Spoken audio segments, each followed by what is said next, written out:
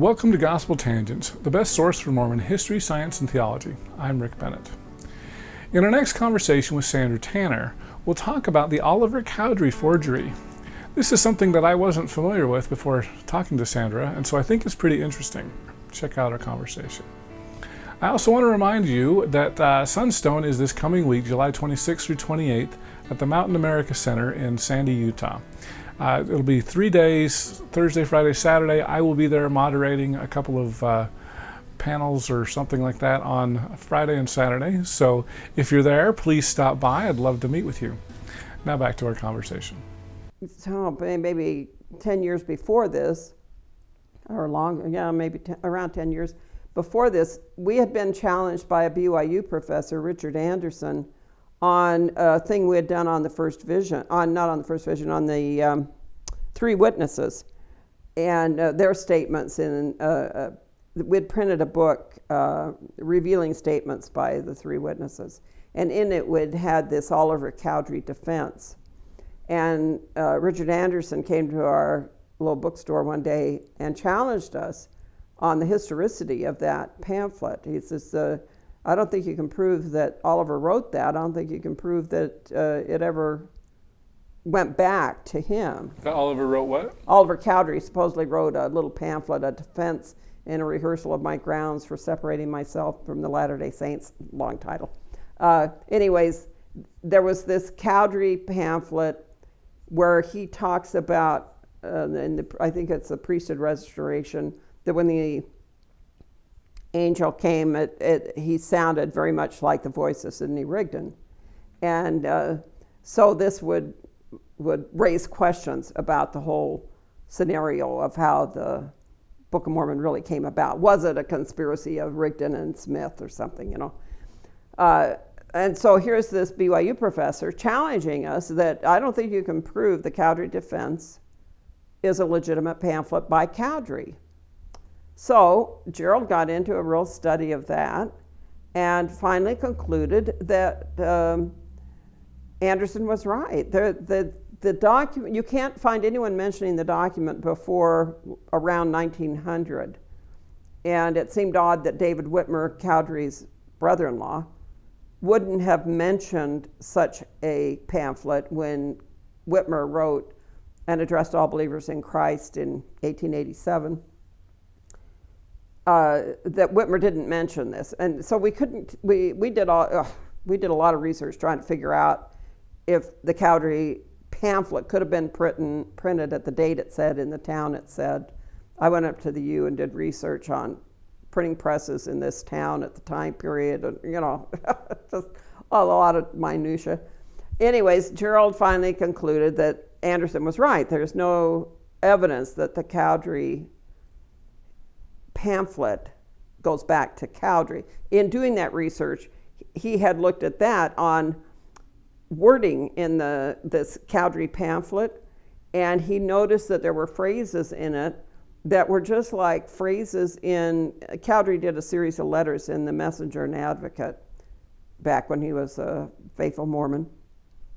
And Jerald says, somebody used the Cowdery letters from the Messenger and Advocate to make this pamphlet.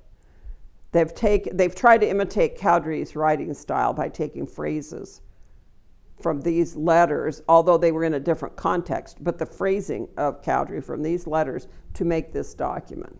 So he'd already been down this trail before on trying to figure out through analysis of the content of whether it could really be a forgery or something the author would have really written. And so when he looks at the Salamander letter, he says, these are phrases, it's too pat. There are phrases here that are lifted from E.D. Howe, from this other early book, to make something sound like it's Martin Harris, but it's too pat in the picking up of phrases. And I'm thinking, oh my goodness, we're going to get sued and I'm going to lose everything. Now, I do want to go where you're going here, but let me just make sure. So this, because I'm not familiar with this Cowdery document. So is this another Hofmann forgery? No, this happened years before Hofmann. Okay. Nothing to do with him. It surfaces around the 1900 time period. And so this is another forgery, but it's a forgery unrelated. by somebody else, totally Okay. unrelated. Okay. And Mark probably read our pamphlet on that, I'm assuming. So you wrote a... Years before Hofmann, we wrote a pamphlet about someone forging an early Mormon document attributed to Oliver Cowdery that was a forgery. Oh, okay. We didn't know who So did you've it. never but figured out who the forger was? Jerald had some ideas, and he suggested some minister back east, which got a lot of Christians all shook, that we denigrated this great saint, that he would never have made up this document. And maybe he didn't, I don't know today. But anyways, Jerald had suggested forger, who was a prominent minister at the time. Do you remember his name by chance? I think it was Whitsitt. Whitsitt? Whitsitt, I think was the name. Woodsit? Like W-O-O-D? No, with T's, Whitsitt. Whitsitt, okay. I think that was the name. All right, I'll have to look it up. We still have the little pamphlet, Cowdery Defense. Maybe I'll get a copy. I'll have to give you a copy of Cowdery Defense. But so years before, we'd already written up on where Jerald had analyzed through the content of a document, trying to establish, is this the word pattern that someone would have used? Or is it someone lifting phrases from someone's known writing to make a forgery? So he'd already been down this road. So when he's looking at the Salamander letter, this follows the same pattern as I saw in the Cowdery document, of someone lifting phrases to make it sound like it's Martin Harris, but it's not really. It's not free-flowing. It's too contrived with this wording of someone trying to make it sound like Harris would have written something. So I hand that out to people, and then Mark Hofmann comes down to our house after he heard that we'd done this pamphlet. This is the pamphlet at Sunstone? Yeah. At the Hotel Utah or whatever? Yeah, wherever it was. I think it was Hotel Utah. Anyway, so here comes Mark to our house. Oh, Sandra, I can't believe that you and Jerald, of all people, would be criticizing my documents. Don't you realize that I'm on this roll to get all these Mormon documents out there and everything, and you guys are going to hurt my business and stop no one will want to do business with me, and how can I get all these documents if people think I'm a crook or something, and Mark played to my interest. He was very shrewd on how to play you. I'm a direct descendant of Brigham Young, and we've been interested through the years in church finances, Brigham Young's finances, early Utah history and all. So he says, I'm in touch with a descendant of Thomas Bullock. Now, he was a secretary of Brigham Young's. And in the Thomas Bullock papers, there is a lot of stuff about Brigham Young's estate and about his money and his business transactions with the church. And it shows how he was using church money and all this. And so if I get these Bullock collections, it's wow, you're going to really love to see this, because it's going to have all this stuff about Brigham Young and how he misused church funds and all this. So he's playing to my interest. And we do know that Brigham Young commingled all the funds. I mean, this is known by anyone that studies his history. There was just one fund, and then the church and his funds and all were commingled. And so when he died, there was this big problem in settling his estate of how do you divide the monies out? What was the church's and what was Brigham Young's? And so you have this problem, and so there's a big story about the settling of Brigham Young's estate.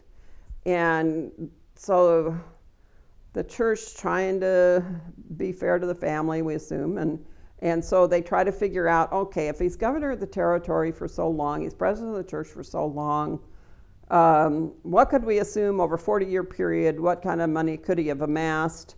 And so they just come up with a number that, okay, a guy could have legitimately come up with X number of dollars. Everything over that goes to the church. And a few of the kids, of Young's kids, challenged this, and there was a lawsuit over this. And they got some additional, I don't remember now how many thousands of dollars additional from the church into the family coffers, none of which came down as far as my mother. it didn't benefit the descendants any. But anyways, there was already known this controversy over the Young estate and the commingling of funds. So Hofmann's playing to my interest in the Brigham Young deal. It's going to have all this stuff on his using church funds and everything. So you don't want to make any waves on challenging me on my stuff, because then this Bullock family won't want to do business with me because they'll think I'm a crook or something. So, tone it down. You don't want to, you might be the one that stops this acquiring of these important collection of Thomas Bullock. Wow. So he leaves. Jerald came home. I don't remember where he'd been, but he came home, and I said, "Oh, wow, Jerald, Mark just came in, and he's telling me all about this Bullock collection, and he's saying that you're questioning his documents is going to keep him from getting this collection." And I'm telling the whole sales pitch on the church finances and the Bullock papers and stuff. And Jerald listens to this until I get through, and with this cynical expression, and then he finally looks at me and he says, "And I want to sell you a bridge in Brooklyn." And I'm like, "What?" And he said, "I'm telling you, the guy's conning you." Well, you don't know that. How can you say that? I'm telling you, there is no Bullock collection. So, but Mark had the ability to persuade you, to get you on board of the great discoveries that are about to come out. We're all part of this great effort to bring out the real history and all. So if I'd have had money, he'd have probably been able to have sold me something. But I didn't have any money, so I was not a target of Mark's. He knew we were poor as church mice, so he was just trying to use us as one of many to try to promote the rumor about his documents that would give it buzz in the community to make it credible that oh wow, there's all this stuff to be found, and Mark's finding it, different people are finding all these things. So Jerald was pretty skeptical of Mark by this point. Oh, absolutely. Was he kind of a lone wolf there? Yes. His own wife was opposing him on this, to the point that in one newsletter we actually had a split editorial in our newsletter when Jerald's giving all his arguments why Mark's stuff isn't legitimate, and then I says, "Well, you got to at least let me say something to tell people there is another way to look at this." Well, okay, so I have a little part of a page where I tell. Well, these documents have been authenticated by different people, and Dean Jesse's looked at the handwriting, and so I give my little spiel of, come on, guys, there is hope that. So this is kind of a he said, she said. Yeah. Well, so later when it came out that Mark was the forger, people said about that issue of the newsletter, "Oh, well, the Tanners, they were just trying to play both sides of the street, so no matter how it came out, they'd be heroes." Boy, you don't know. I mean, the discussions we had at the kitchen table were intense. Jerald was so committed to these were forgeries. Wow. And I'm like, the whole world's against you, you realize. And he didn't care. Nope. I hope you enjoyed our conversation with Sandra Tanner. In our next conversation, I'll ask her if she likes being called an anti-Mormon. I don't like the term because I think it implies an animosity towards the whole group.